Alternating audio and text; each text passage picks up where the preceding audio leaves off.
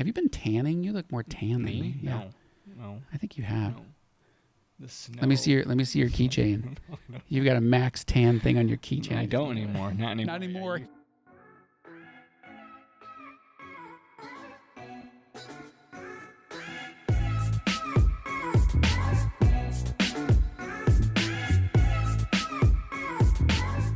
It's a question I think most PAs get, why don't you just go to med school? Why aren't you just a doctor? And everyone has their own answers, but we're going to touch on the common reasons people choose to be a PA versus being a doctor. Yeah, for sure. I think the flexibility is probably one of the main reasons you hear a lot of people choose to go into PA school. Like you said, doctors go and do a specialty and kind of, obviously a lot of people do like internal medicine and then they're a cardiologist. And a lot of surgeons are general surgery, licensed. And then also they're doing whatever CT surgery. So they could theoretically go do something, but that's not typical. Right. Once you kind of pick one, you're kind of in that one specialty. And I hear a lot of PAs say the flexibility was what drew me in the most. I wasn't quite sure what I wanted to do, and it allowed me to keep my options open, even as what do we say? The average PA changes jobs three times or four times. Yeah, over 3 the course times. Of their career. That was the most recent that I saw was 3 times. So the fact that happens to most people, and you can do, like you said, ER one day and then turn around and do general surgery or family medicine or something and not have to go back to, some training course. Right. Is super appealing. If you're a doctor and you're a trauma surgeon and you say, I don't like this anymore, I want to be a radiologist, you go back to residency and start over. You don't, if you're a surgeon, maybe you're a vascular surgeon and you want to be a general surgeon, well, you can do that if you want, because general surgery is the first stop before vascular. But you can't go and be a kidney doctor if you've been a surgeon before. So I didn't want to get tied to one thing, because what if I didn't like it? I wasn't sure. Another reason that people sometimes pick the PA profession is that there's not as many politics involved. Yeah. Hearing my dad on the phone, I could hear, I have to keep this guy happy or else he'll stop sending me patients. And I've got to be on these committees so that I'm invested in the hospital and all these things. And we don't have to do that. We can if we want. Yeah. We get drawn into it, obviously. Like we know how to play the game. Our surgeons are trying to recruit from this area. So we, don't cuss them out on the phone. Yeah. We act accordingly to help them in that pursuit, but it's not our day to day by any means. Like, oh, we're trying to get this doctor to start sending us patients, so I need to go see them and do this and do that. We're just taking care of the patients 90-something% of the time. We're not having to worry about the outside politics that happen in any job, especially medicine. Yeah. We're basically just contributing to the mission of our practice. We're not so much personally trying to build our relationship with someone else. As a matter of fact, I would honestly rather be a little bit anonymous, and just do a good job than have people call and ask for me to, oh, hey, I know you're not on call, but can you just do this or do that? Like, I'd rather just do my job and enjoy my family and, live. I think the length of time of school is a big reason that people, if you can, I'm not spending 7-10 years in training, but I'm also not making $700,000. But I can provide well for my family in 3 years with less student loans. Again, I'm not tied to anything. So the length of time of school is a big thing that it's not quite the investment. So second careers, that's one reason that a lot of people will go back to school, is they'll just actually got an email from a great guy who is a surgical tech. He works in the operating room. He hands the instruments and kind of, helps the surgeon for the cases. And he said, I like what I do, but I really want to do more. So I'm going back to PA school, but he's in his 50s. That's great. A 3-year program, once your prerequisites are done, that's way better than 4 years of med school and then at least 3 years of residency, if not more, depending on what you want to do. Another common one that I hear, and it's true most of the time, is work-life balance. Our surgeons are on call. Like they tell you, they're never not on call. Yeah. Even when they're not on call, they really are sometimes. They're on a little bungalow in Bora Bora and they get a phone call from somebody that needs something done and they answer it. Yeah.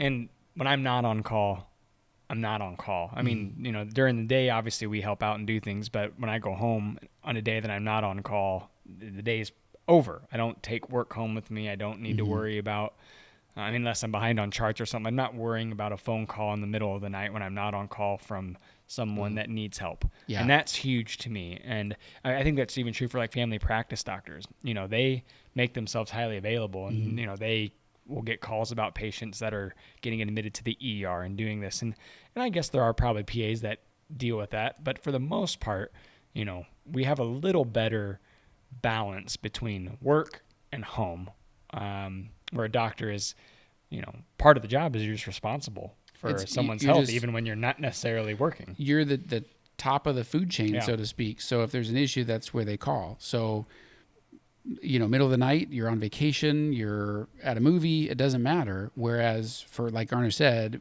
if we're not on call, we're not expected to do any of that stuff. So I don't feel obligated to necessarily answer a phone call in the middle of the night when I'm not on call. Right. And if somebody calls me and they're like, Chris, we have a question about a patient, I'm like, hey, you know what? Garner's on call. Yeah. Give him a call. And I'm not punting it. I'm not doing anything wrong, but I'm off.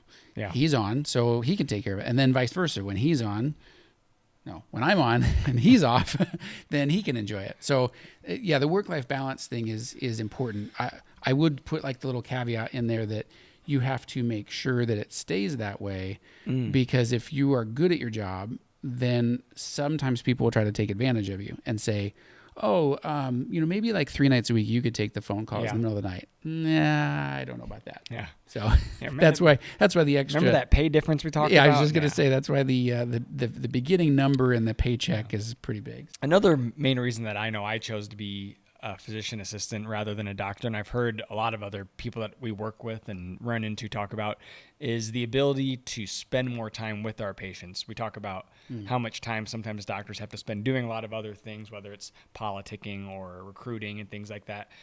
We get to spend quite a bit of time just dealing with the patients themselves. I honestly can't think of a PA that I talk to on a regular basis that hasn't had a patient that basically recognizes them and not their doctor at least once. I mean, it happens, and it hurts a lot of doctors' egos sometimes. Not that they're doing something wrong, but I just have more time in my day, when I'm doing rounds or doing clinic, to sit down and talk.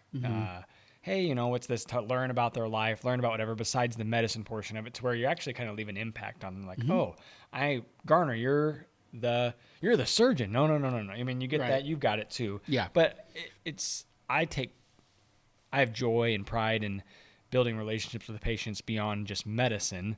Where in our field specifically, our surgeons are quite busy and don't necessarily have an extra 5 or 10 minutes sometimes to sit down and talk to a patient like that. And that was really appealing to me. Yeah. Yeah, I think it depends on your specialty. Obviously, surgeons are going to be busy operating, and we do a lot of the post-operative care, and so people recognize us a little bit more.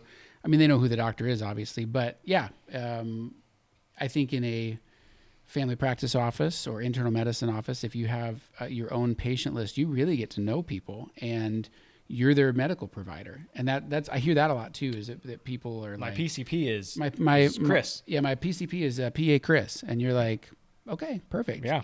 Especially in rural medicine, I hear, we have a lot of patients from small towns, and that's where I see it the most, because we ask, on discharge, hey, do you have a good primary care doctor? And they're like, oh yeah, it's actually a PA. I'm like, oh, that's awesome. Like, the autonomy that, a lot of PAs have out there, and the fact that they've built that relationship is great, and I think is a huge plus in terms of being a PA. So, we can't decide what's right for you. I don't know what you're looking for. I don't know what you're interested in. I don't know what your goal is. But if you are considering a job in the medical field, PAs get a very wide variety of experiences. You can do a lot. There's basically, in the state where we live, the law says I can do anything that's delegated to me by the physician. That's pretty broad. So from prescribing medicines to performing procedures to ordering and interpreting CT scans, x-rays, performing bedside procedures, anything, it's endless, right? Yeah. I mean, in terms of, and that kind of goes back to the training too. Obviously, it's so much on the job training, and that's why you can, switch between jobs. But whatever your doctor is comfortable with you doing, and that you're obviously comfortable with doing, you theoretically can do. And that freedom to work at the height of whatever, like your license is, whatever you choose, is appealing, I think, to a lot of people. Yeah. So, well, definitely leave us a comment below if you have questions or comments. Do you agree with what we're saying? Do you disagree? What other things have we mentioned here? There's other reasons that people are considering PA school, but definitely let us know. Yeah, let us know why you chose PA school or why you're choosing to pursue it now. We would love to hear those reasons too.